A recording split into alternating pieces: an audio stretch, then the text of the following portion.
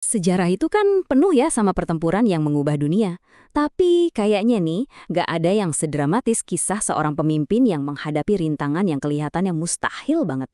Yuk kita selami bareng-bareng kisah Sa'ad bin Abi Waqqas, sang jenderal yang dapat julukan Singa Persia.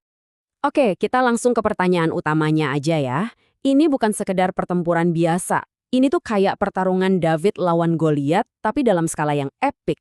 Gimana coba? Ceritanya pasukan yang jumlahnya kalah jauh banget bisa menang. Nah, jawabannya ada pada komandan mereka. Pertama-tama, siapa sih Sa'ad bin Abi Waqqas ini? Beliau ini bukan orang sembarangan loh. Beliau itu dari suku Zuhri dan ayahnya adalah sepupu dari Aminah, ibunya Nabi Muhammad. Nah, karena hubungan inilah, Nabi sering banget manggil Sa'ad dengan sebutan pamanku dari pihak ibu. Ini panggilan kehormatan yang menunjukkan betapa dekatnya mereka. Waktu usianya masih muda banget, baru 17 tahun, Sa'ad ngalamin sesuatu yang mengubah seluruh hidupnya. Jadi, dalam mimpinya, dia itu lagi jalan di tengah kegelapan yang pekat banget, terus tiba-tiba dia lihat cahaya bulan yang terang benderang. Waktu dia deketin, ternyata di sana udah ada 3 orang, Abu Bakar, Ali, dan Zaid bin Haritsah. Mimpi inilah yang akhirnya nuntun dia langsung ke ajaran Islam. Tapi ya gitu, jalan keyakinan ini nggak pernah gampang kan? Ujian pertama dan yang paling berat buat Sa'ad justru datang dari orang yang paling dia sayangi di dunia. Ibunya sendiri. Ini nih jadi sebuah drama keluarga yang taruhannya tinggi banget. Ibunya, Hamna, pakai senjata yang paling ampuh, yaitu cinta mereka berdua. Dia mogok makan dan minum, berharap penderitaannya bisa bikin hati Sa'ad luluh dan balik lagi ke kepercayaan lama. Kebayang nggak sih tekanan emosional seberat itu buat seorang anak muda? Selama 3 hari, suasananya tegang banget. Hari pertama, ibunya nolak semua makanan. Hari kedua, badannya mulai lemah. Sa'ad terus coba bujuk ibunya, tapi ibunya tetap kekeh. Nah, di hari ketiga, pas ngelihat ibunya yang makin rapuh, Sa'ad tahu dia harus membuat sebuah pilihan. Dan disinilah puncaknya. Dengan hati yang berat tapi keyakinan yang mantap, Sa'ad ngucapin kata-kata yang akhirnya tercatat dalam sejarah. Dia bilang, bahkan kalau ibunya punya 1000 nyawa dan kehilangan semuanya satu persatu, dia nggak akan pernah ninggalin agamanya. Wow, ini tuh pernyataan cinta, tapi juga pernyataan keyakinan yang luar biasa kuatnya. Pas lihat tekad anaknya yang nggak goyah sama sekali, sang ibu akhirnya nyerah dan mulai makan lagi. Nah, keteguhan hati saat ini bukan cuma ngebentuk karakternya loh, tapi juga bikin dia dapet tempat yang istimewa banget di mata sang nabi. Dia dianugerahi sebuah karunia spiritual yang unik, yang nanti bakal jadi senjatanya yang paling ampuh. Keistimewaan saat ini bener-bener luar biasa. Dia salah satu orang paling awal yang memeluk Islam. Dia juga termasuk dalam lingkaran eksklusif 10 sahabat yang dijamin masuk surga. Ditambah lagi, dia punya hubungan keluarga yang deket banget sama Nabi. Satu aja dari gelar-gelar ini udah bikin dia jadi orang yang paling dihormati. Tapi ada satu anugerah lagi yang bener-bener bikin dia beda dari yang lain. Dan ini dia, anugerahnya, doa yang spesial banget. Nabi Muhammad secara khusus memohon kepada Allah supaya setiap doa yang dipanjatkan Sa'ad itu selalu dikabulkan. Anugerah ini bikin Sa'ad terkenal banget di kalangan para sahabat sebagai orang yang doanya itu mustajab. Sebuah kekuatan yang bahkan disegani oleh kawan maupun lawan. Nah, kita loncat beberapa tahun ke depan. Dengan keyakinan yang udah teruji dan doa yang selalu menyertainya, Sa'ad dipanggil buat sebuah misi yang kelihatannya mustahil, yaitu memimpin pasukan muslim melawan kekaisaran Persia yang super kuat.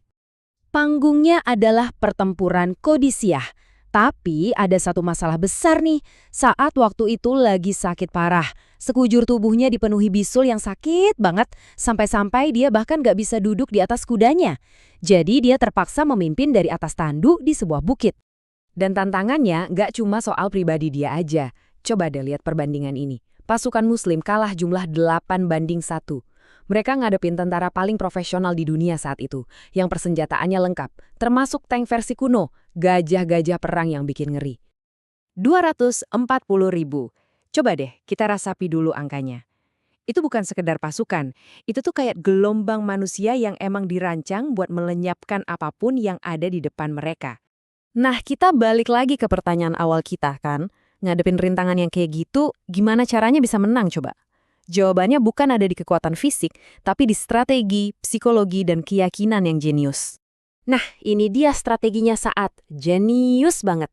Dari atas tandunya, dia ngatur pertempuran ini kayak seorang maestro. Langkah pertama, taktik.